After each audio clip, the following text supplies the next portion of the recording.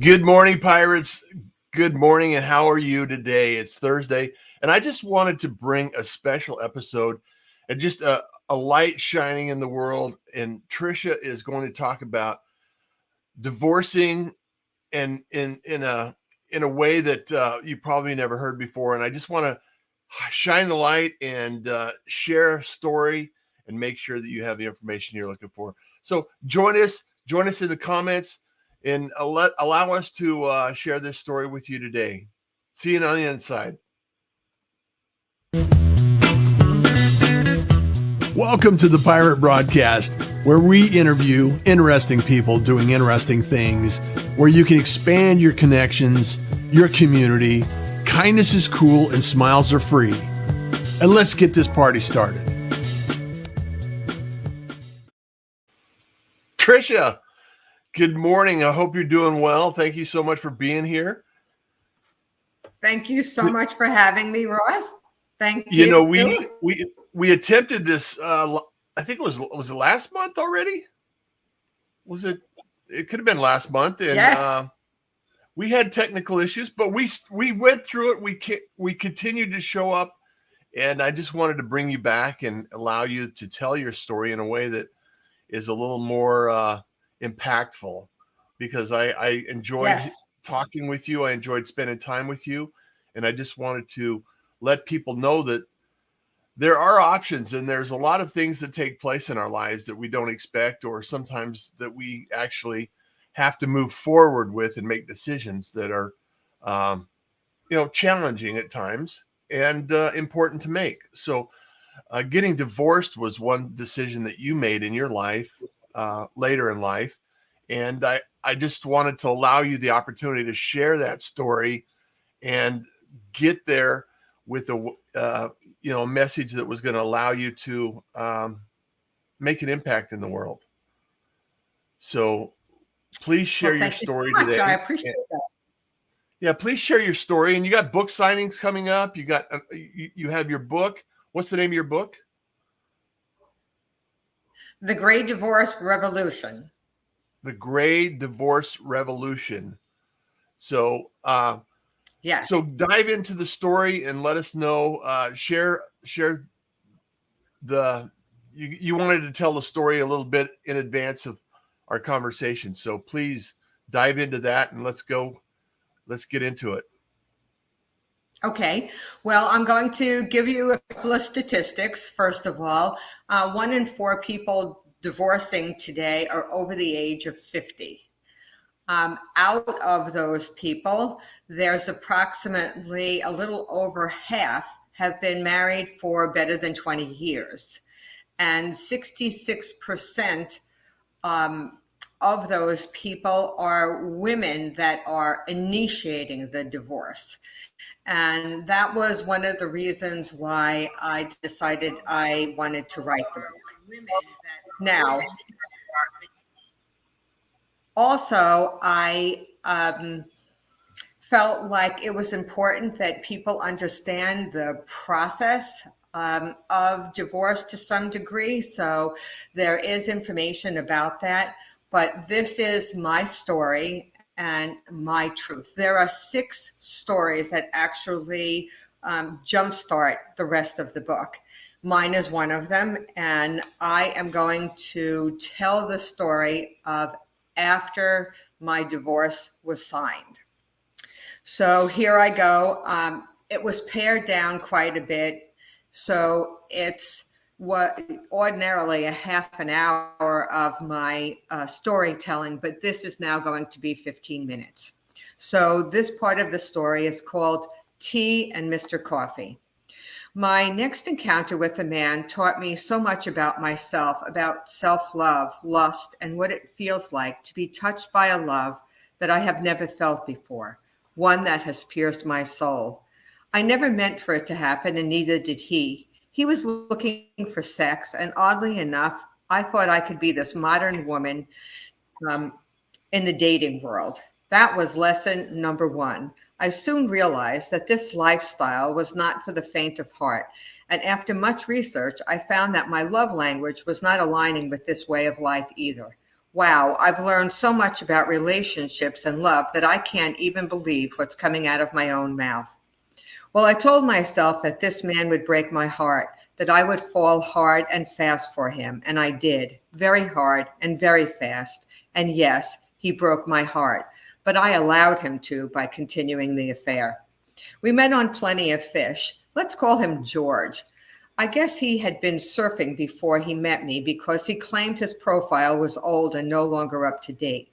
Some have said, out him, but I cannot.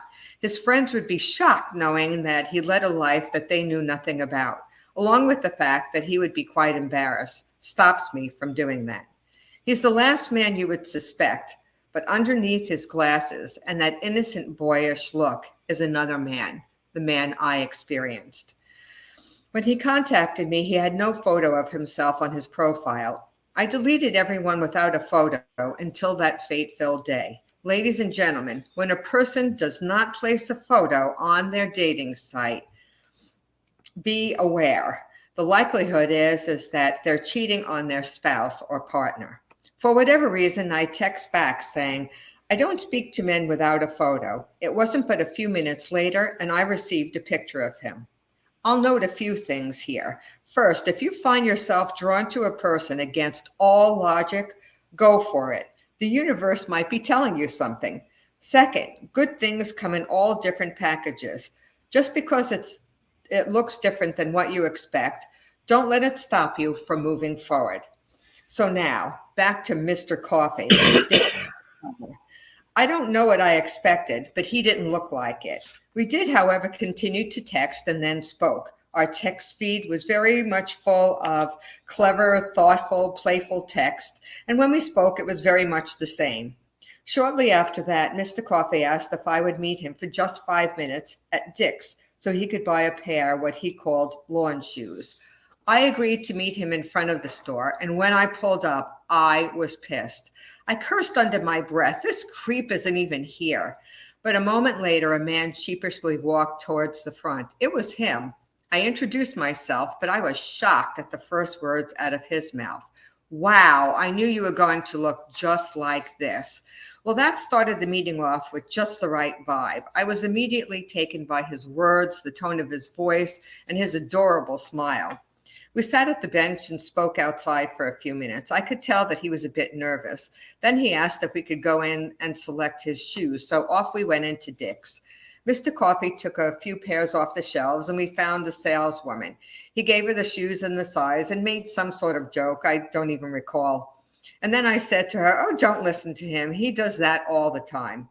Mr. Coffee had a way of making people laugh, and so she was grinning from ear to ear. She comes back with his selection, and we are well into our little cat and mouse game that we've been playing. She hands him the shoes, and he puts them on and asks me my opinion. Oh boy, does he not know me yet? I give it to him, call them clodhoppers. He takes it on the shoulder and reminds me that they are for cutting his lawn. I said, good, because I wouldn't be seen with you and them in public. This woman is entertained by us and asks us how long we've been married. We tell her the truth. We met outside 5 minutes ago. Now she is almost on the floor. But she says, no, really, how long have the two of you been married? We assure her that this is the truth. As we head to the cashier, she is still in disbelief. That was our first meeting. I'm smiling as I write this. You may have had to have been there, but Mr. Coffee made a great impression on the saleswoman and myself. He and I were anxious to see each other again. We spoke several more times, teasing, playing, and stroking each other. He was always charming, always smiling, always looking to laugh. It was such a breath of fresh air that it pulled me right into him and his arms, even though he told me he had been in a long-time relationship. Since infidelity is only a symptom of a more significant issue, well, please don't judge me until you hear my rationale. I believe you can't cheat on someone if you are in love with them. You just can't do it. You wouldn't even consider doing it. If you can cheat on someone you claim to be in love with, you're not in love. You're just in love with the idea of being in love. Would you cheat if you really loved your partner? I couldn't. Naive, maybe, but that's me. The next significant date is over the top. Mr. Coffee arranges a weekend in a fabulous resort. He greets me with a paper cup full of wine as I pull my luggage from the car. I made a sassy comment about the classy man that I'm about to be with. He gives it right back to me. As we share a meal later that evening, my hand is wandering up and down his leg. I could tell he was enjoying the touch. After dinner, we wandered around the grounds. The night is very beautiful. He places me on a hammock and then lays beside me. The light of the moon is on his face. I still see those piercing eyes looking at me, shimmering, anxious, and happy. As we're headed back to the room, a fire is burning in the pit. 3 women surround it. Mr. Coffee looks at me and I nod and we wander over. We sit now, making small talk with them. It wasn't but a few minutes, and our conversation stops abruptly. One of the women turns to me and says, I want what the two of you have. She states she is divorcing. She can tell we are very much in love and wants to feel the same. She wants her man to touch her as Mr. Coffee is touching me. She wants her man to look at her the way Mr. Coffee is looking at me. She wants to look at her man as so he will understand the love she has for him as I am looking at Mr. Coffee. Wow. Then the all-important question comes up again. How long have the two of you been married? We look at one another, laugh, and are forced to reveal our same spiel as we gave to the saleswoman at Dick's. The weekend was very much a success. We had arranged to be there for our very first interlude. We had had enough of sneaking around his neighborhood and stealing lustful kisses in a dark parking lot. Today was the day we would share a bed. Today, Mr. Coffee would make yet another beautiful mistake. As we came together, it seemed so very natural, as if we were together many times before. I was very frank with him. He knew I had not been intimate for quite some time. It wasn't our best lovemaking, but for the first time in a very long time, it was an exciting evening for both of us. Shortly after that, we had dinner in a condo nearby. Mr. Coffee excuses himself. I'm still picking at dinner, and the young woman who's our waitress clearing plates says, you guys have been having fun. You still must love each other. So many couples don't even talk to one another, and there the two of you are laughing away. That became our little getaway. It was where we would learn about each other's likes and dislikes, where I learned his sinus cancer, where I learned that a man's loose shirt is sexier to him than red or black nighties. It's where I learned just how hurt he was from his ex-wife's infidelity, where I learned of his religious upbringing and how it affected his outlook. It was where I learned about anything and everything he wanted to share with me before or after our lovemaking. It was also the place that I told him I loved him. I thought I was being so romantic. I took live rose petals and threw them on the floor from the front door to the bed. It was also the day that I picked the petals off of his back and his butt. I thought it was comical, but that was the only time he wasn't laughing as hard as I was. Oh, and there was a time I accidentally gave him a hickey. He brought makeup and wouldn't go out for a week, at least someone would see. How many of you would have laughed? Be honest. You would have. I guess the last bit of information was when I took my sister to the hospital in March when COVID-19 just started to hit Florida hard.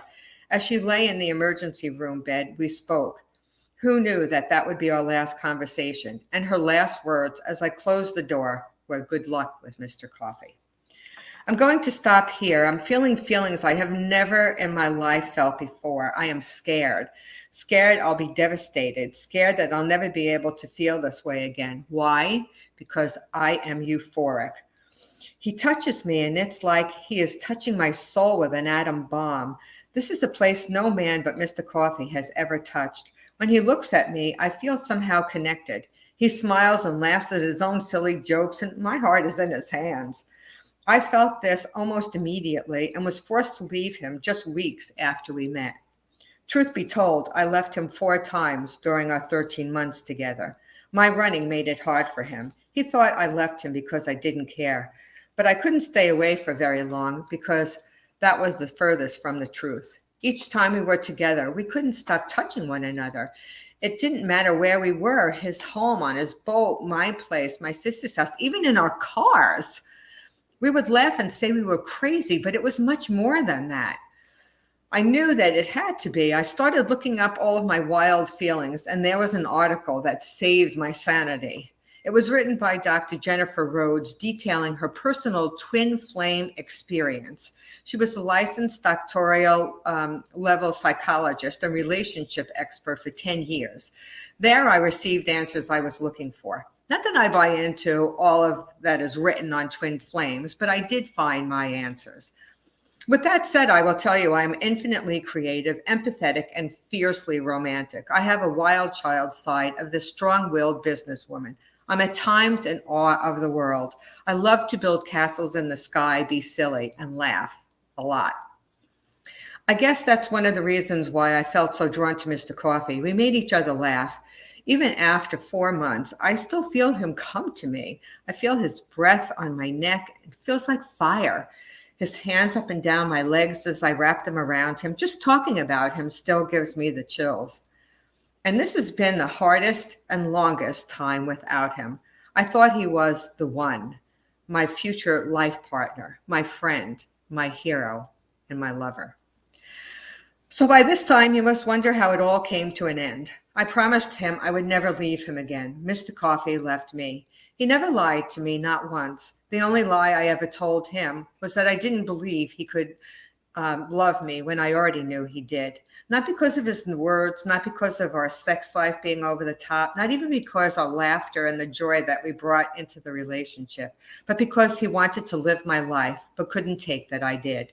The other reason, and the most important one to me, was his empathetic tone of voice when he seriously spoke to me, which was not often, as he had difficulty communicating his feelings. But in our last conversation, which I will not share, he asked me a question. As I answered in detail and with a full heart, I knew this would be the last time I would hear his voice. I knew I was asking him to do something that he did not have the courage to do. I knew all of the things he promised we would do together would never come to fruition. We would never spend time in the mountains in a cabin with a roaring fire, cooking, talking, laughing, and loving. I knew all of the plans that we had made for the someday would never be. Being the other woman, I don't expect your sympathy, especially from the wives and partners reading this. I realize this might be a sore spot. I don't believe either one of us are villains. I do believe love has a way of changing your moral compass, and your heart chooses who to love. And so you might be skeptical of my motives in telling you such details. My intent was never to disclose nearly as much as I have, but everyone that critiqued the stories requested more information about Mr. Coffey. They wanted to know the real man, what he did for a living, why his wife left him, why he never married again, where he is living, why he didn't love me as much as I loved him, why I fell in love with him in the first place. I I didn't I was blasted by questions. I chose not to answer for many reasons, but they still wanted to know the raw and even messy part of Mr. Coffey's life. It was said that I sucked readers in and let them down because I left out so much. We all have such insatiable appetites, and some of us choose to live vicariously through others. So I tell you this true love narrative in hopes of you creating your own juicy hallmark moments in your own life and cherishing them. With all the stuff that goes on in the world, there is one hope that remains constant, that we all long to love and be loved. My hope for you is that as you continue to read about all of our experiences, that you might take away a golden nugget from any of our stories, to be inspired, to dream, to lust, and to love. Read on, my friends, and don't miss the many resources this book has to offer in Section 3. Every story should be told. If you have one, write to me. I want to know. You can send any questions, stories, or book requests to triciascimone@gmail.com. So, Russ, that's the end of the story. But with all of that said, there is actually a backstory. And I Share it. will, yes, I will tell you this. So, um, now that the book has gone out and there's more than a few people that have read it and I've gotten some feedback, it seems that many people that are seniors we're very concerned about the fact, not so much the young people, we're very concerned about the fact that I build my story as a love story. And Mhm. this is my perception. It's how I felt about it. And so um, I feel that it's just that, a story of love that had an expiration date. And I have come to find out that when people want a love story, they want a happily ever after. They want, an engagement. They want a marriage. They want something that shows a happily ever after. But this story does have a happily ever after because of the fact not only did I feel so absolutely positively in love, and I really understood what real unconditional love was like. But on the journey, I also found that even though I thought I was very self aware and I thought that I really had a very good stance of self love, I had come to find out that I didn't know myself enough to love myself. And Mm. part of this journey was learning to love myself. And so I will tell you today, I have a great love for myself. I look in the mirror and I say, I love who you are. I love your completeness. I love your worthiness. I just love who you are.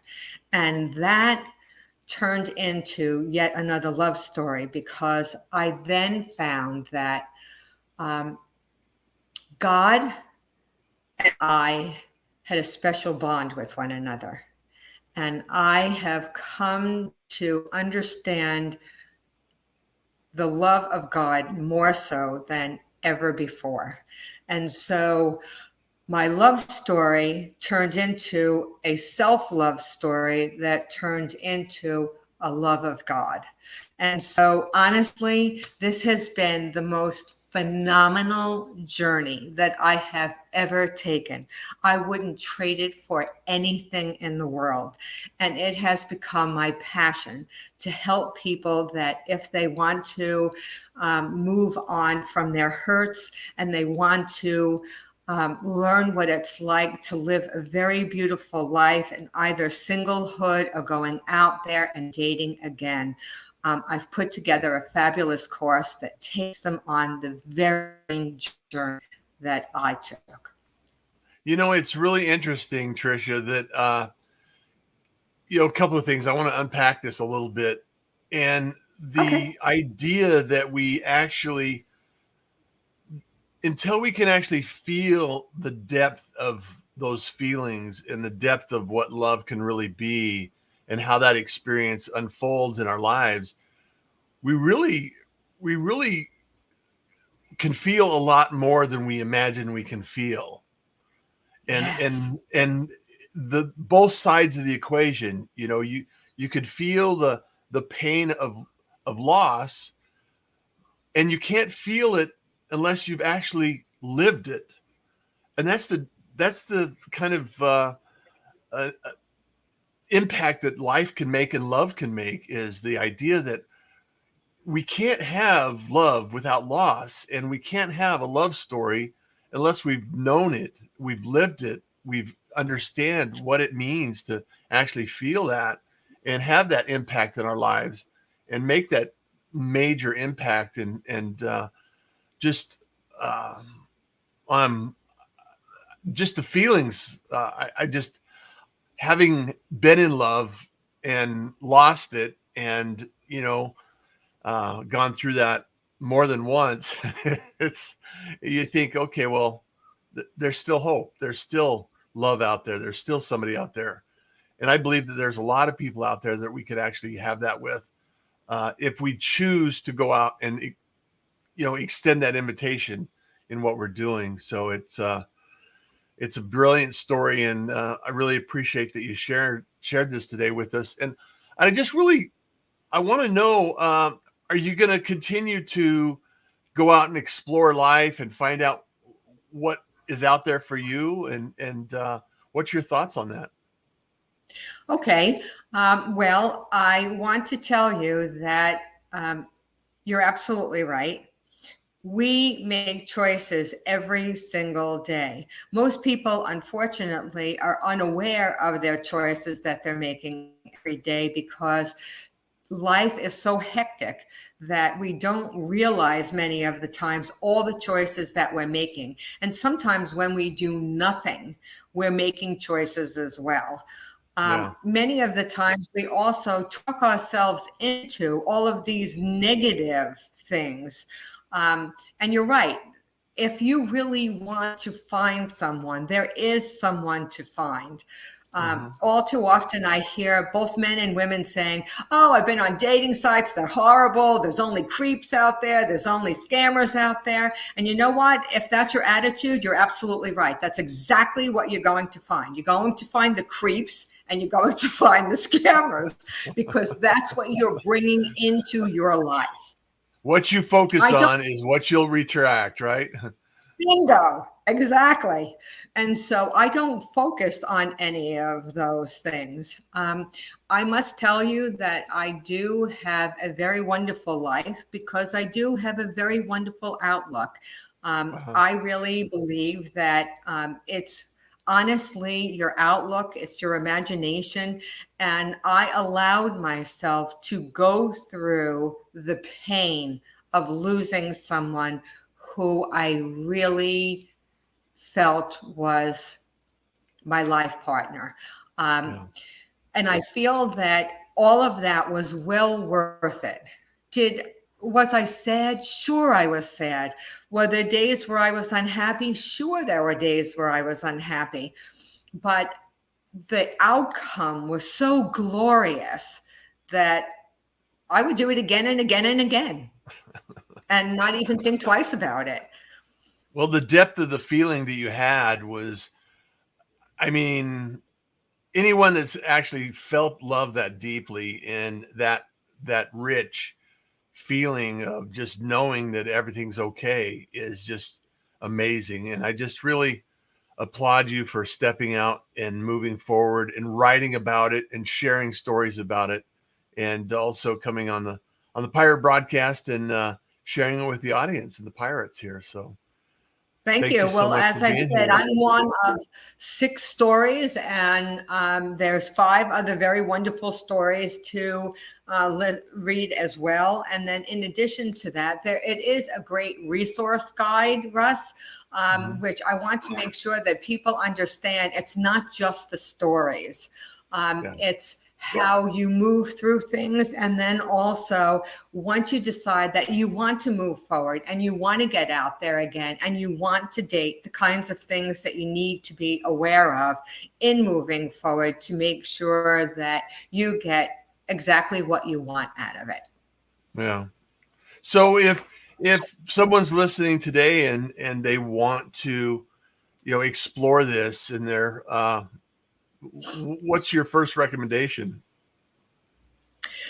Well, if they're interested in if they're hurt, and of course, unfortunately, most people are when they go through a divorce. I know many people that they divorced 10 years ago and still have not gone through what they need to go through to get to the other side. So if there's anyone out there that have those feelings, whether, as I said, whether they want to live happily by themselves or whether they want to go back out into the world again and really look for a relationship, a good, strong, solid relationship, I would suggest that they reach out to me. I'm putting people on a VIP list so that way they can be part of the 7 steps to healing the pain of a broken heart. I love that. It's a 7-week course.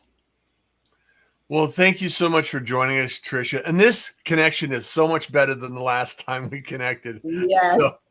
it's really appreciated.